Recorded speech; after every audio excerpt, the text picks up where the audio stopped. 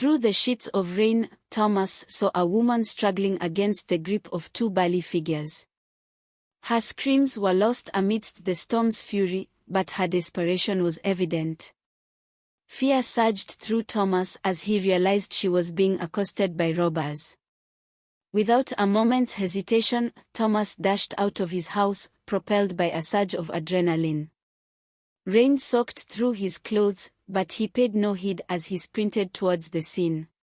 For more videos like this, subscribe to our channel. As the rain drummed against the window panes, Thomas hurriedly closed each window of his small cottage. The thunder rumbled ominously, and the dark clouds seemed to loom closer, promising a heavy downpour. Just as he secured the last latch, a flash of movement caught his eye outside. Through the sheets of rain, Thomas saw a woman struggling against the grip of two burly figures. Her screams were lost amidst the storm's fury, but her desperation was evident. Fear surged through Thomas as he realized she was being accosted by robbers. Without a moment's hesitation, Thomas dashed out of his house, propelled by a surge of adrenaline. Rain soaked through his clothes, but he paid no heed as he sprinted towards the scene.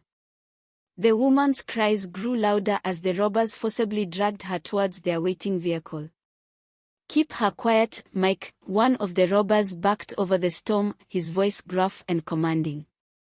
"Mike," the other robber grunted in response, clamping a hand over the woman's mouth as she struggled against his hold. With a fierce resolve, Thomas lunged forward, grappling with one of the assailants. A brief scuffle ensued, but outnumbered and overpowered, Thomas found himself overpowered. Helpless, he watched as the robbers tied the woman's hands and bundled her into the car. "Boss, I'm not gonna like this," one of the robbers muttered, casting a wary glance towards Thomas.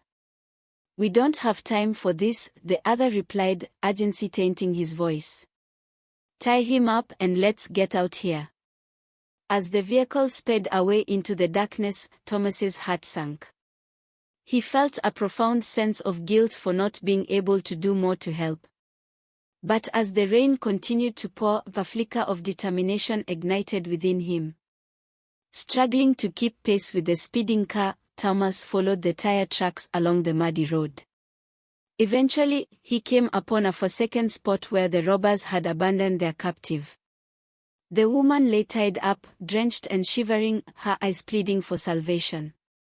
With practiced hands, Thomas swiftly untied her bonds, offering her his coat for warmth. She looked up at him, gratitude and relief flooding her expression. In that moment, Thomas knew he had made the right choice to intervene. Together, they made their way back to Thomas's cottage, where he tended to her injuries and offered her shelter from the storm. After ensuring the woman was settled comfortably by the fire, Thomas hurried upstairs to wake up his sister, Sarah. He knocked gently on her bedroom door, his heart still racing from the night's events. "Sarah, wake up," Thomas called softly. "We need to help someone." Sarah groggily emerged from her room, rubbing her eyes in confusion. "What's going on, Thomas?" "It's a long story," Thomas replied, urgency lacing his tone. "But we need to get her to the hospital." With Sarah's assistance, they carefully helped the woman into Thomas's car and drove through the rain-soaked streets to the nearest hospital. As they arrived at the emergency room, Thomas and Sarah rushed the woman inside, where they were met by a team of doctors and nurses. "What happened here?" one of the doctors asked, his expression a mixture of concern and curiosity. Thomas took a deep breath, recounting the events of the night as Sarah stood by his side, nodding in agreement with his story. "We found her being attacked by robbers," Thomas explained, his voice steady despite the lingering adrenaline. "We couldn't just leave her there." The doctor nodded, his eyes flickering with understanding. "Thank you for bringing her in. We'll take it from here." As the medical team whisked the woman away for treatment, Thomas turned to Sarah, a weary but relieved smile gracing his lips. We did the right thing, he said, his voice tinged with exhaustion. Now, you should go home. Our parents will be worried if they wake up and we are not there. I can't go home now, it's very late. What would you tell our parents if I get kidnapped on my way to home? Sarah begged. At 6:30 a.m., Thomas's parents stirred from their slumber, making their way upstairs to wake up Sarah. However, as they reached her room, they found it empty, the bed neatly made and devoid of any signs of their daughter. Concern gnawed at their hearts as they realized Sarah was not home.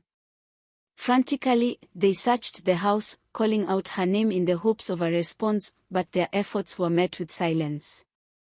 Panic rising, Thomas's parents rushed next door to their neighbor's house, pounding on the door until it swung open, revealing the startled faces of their neighbors. "Have you seen Thomas or Sarah?"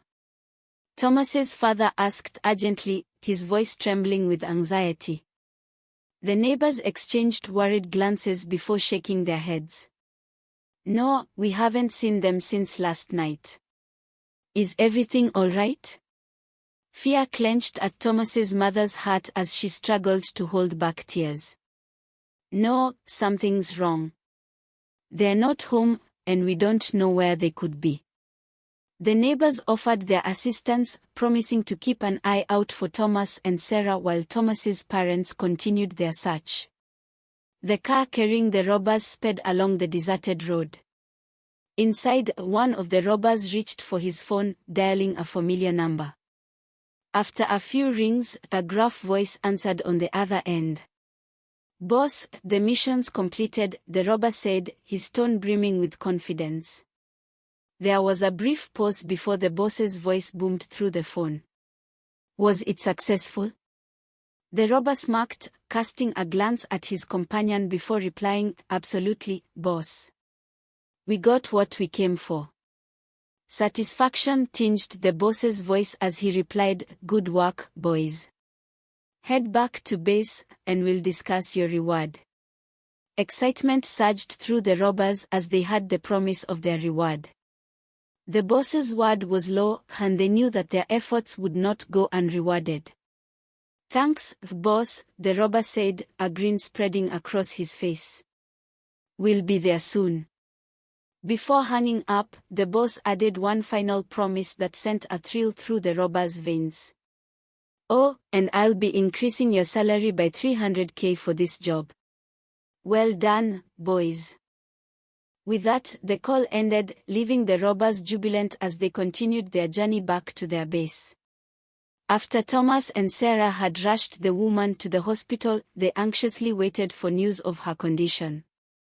Eventually, a somber-faced doctor approached them, his expression grave. "I'm sorry to inform you," the doctor began, "but the woman you brought in was injected with a dangerous substance that has affected her mental faculties. She's currently in a state of confusion and disorientation." Thomas's heart sank as he processed the doctor's words. He had hoped for a better outcome for the woman they had tried to help.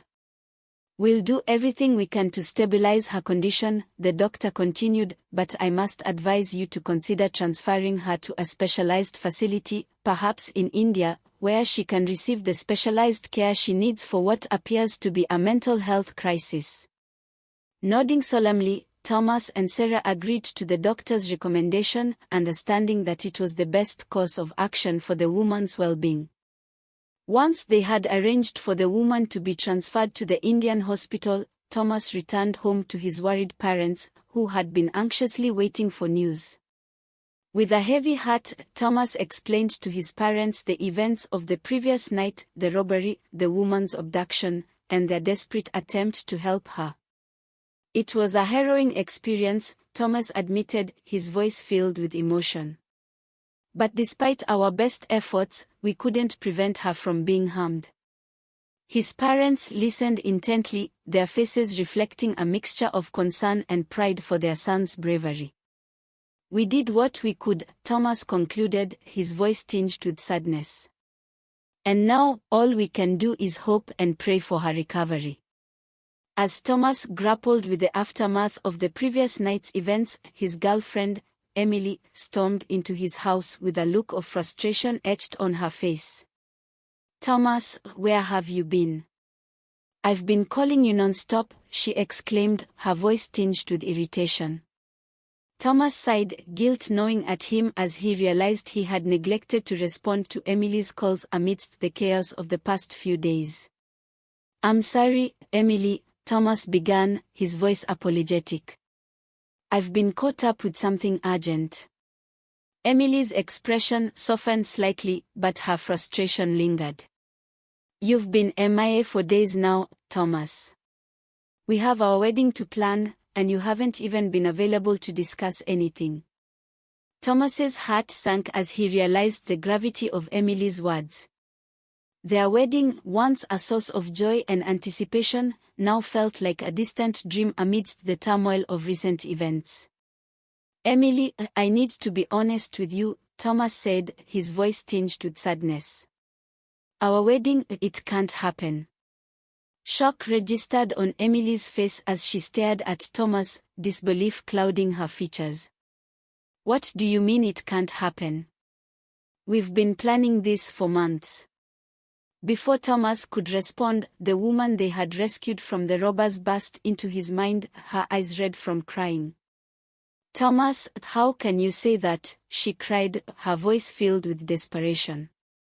"We were supposed to be together. You promised me." Thomas's heart ached at the sight of the woman's distress, but he knew he had to be honest with both her and Emily. "I'm sorry," Thomas said, his voice heavy with regret. "I made a promise to help her, and I can't turn my back on her now." Emily's eyes filled with tears as she realized the depth of Thomas's commitment to the woman in need. "Please, Thomas," Emily pleaded, her voice trembling. "Don't do this. We can walk through this together." "I'm sorry, Emily," Thomas said softly. "But my place is with her now." As Thomas entered the hospital room, he found the sick lady lying in bed, her eyes tired but grateful. The doctors had been closely monitoring her condition, trying to understand the effects of the dangerous substance she had been injected with. They explained to Thomas that it had caused severe neurological damage, impairing her cognitive functions and leaving her in a state of confusion. One day as Thomas walked along the bustling streets near the Indian hospital, his thoughts were consumed by the plight of the sick lady he had rescued. Lost in his thoughts, he almost didn't notice the figure of a disheveled woman huddled in a corner, her eyes pleading for help. Moved by compassion, Thomas approached her, offering a gentle smile. "Hello there. Are you hungry?" The woman, whose name was Maya, nodded hesitantly, her gaze flickering with uncertainty. Thomas handed her some food, watching as she devoured it eagerly, her hunger evident. As they sat together on the sidewalk, a sense of connection formed between them, transcending the barriers of language and circumstance. "I'm Thomas," he said, introducing himself with a warm smile. Maya's eyes softened, and she offered him a shy smile in return. "Maya," she whispered, her voice barely above a whisper. In that moment, Thomas felt a profound sense of empathy and understanding for Maya. Despite the hardships she had endured, there was a resilience in her spirit that spoke to him on a deep level.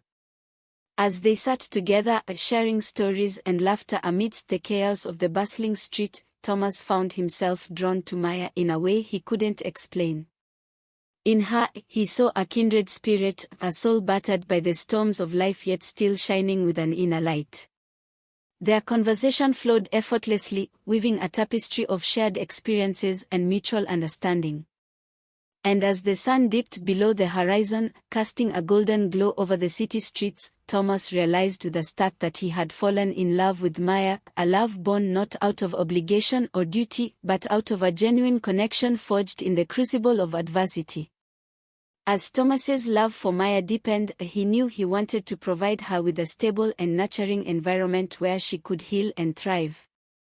Determined to make a fresh start together, he began searching for a suitable place for them to live. After much searching, Thomas found a small but cozy house nestled in a quiet neighborhood. With determination and hope shining in his eyes, he signed the lease, eager to begin this new chapter of their lives together. As Maya continued to receive treatment at the hospital, Thomas worked tirelessly to prepare their new home, transforming it into a sanctuary of love and warmth. With each brush stroke of paint and carefully chosen piece of furniture, he poured his heart and soul into creating a space where they could build a future together. When Maya was discharged from the hospital, Thomas was there to greet her with open arms, his heart overflowing with joy at the sight of her radiant smile. Together, they walked hand in hand to their new home, the promise of a fresh start beckoning them forward. As Thomas and Maya settled into their new life together, their love only deepened with each passing day. They found solace and joy in their shared moments, building a future filled with hope and possibility. As time went by, Maya discovered that she was pregnant, filling their hearts with a newfound sense of excitement and anticipation. Thomas was overjoyed at the prospect of becoming a father, his love for Maya and their unborn child growing stronger with each passing moment. Throughout Maya's pregnancy, Thomas was her unwavering source of support and encouragement, standing by her side through every milestone and challenge. Together, they eagerly awaited the arrival of their little one, counting down the days until they could finally hold their baby in their arms. And then, the day they had been waiting for arrived. In the quiet hours of the morning, Maya went into labor, her strength and determination shining through as she bravely brought their child into the world. At the hospital, Thomas stood by Maya's side, his heart pounding with anticipation as they awaited the arrival of their baby. And then, in a moment that felt like eternity and yet passed in the blink of an eye, their child was born, a beautiful, perfect miracle cradled in Maya's arms. Tears of joy streamed down Thomas's face as he gazed upon his newborn son, overwhelmed with love and gratitude for the precious gift they had been given. In that moment, as he held his family close, Thomas knew that his life was forever changed, for the better.